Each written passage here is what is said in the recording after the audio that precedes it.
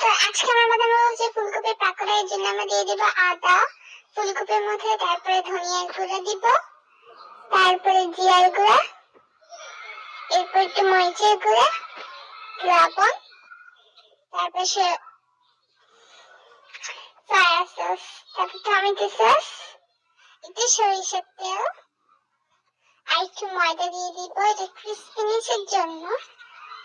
তারপরে এটাকে আমরা মাখবো, মিক্স করবো। তারপরে এটাকে একটু পানি দিব যাতে ভেতরটা একটু আঠালো হয়, বেশি ড্রাই হয়ে গেছে। তারপরে এটাকে আমরা ভাজবো, মানে মিডিয়াম তেলে আর কি ভাজবো, মিডিয়াম আছে।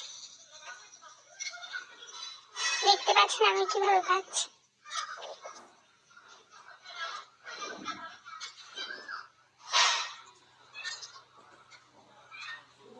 যে ওখান দিয়ে আবার বিড়াল চিল্লাইতেছে খাওয়ার জন্য।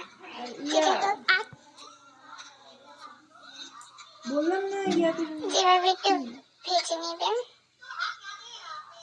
2-3 মিনিটের মতন ভাজলে এটা ভাজা হয়ে যাবে। তারপরে ভাজতে হবে।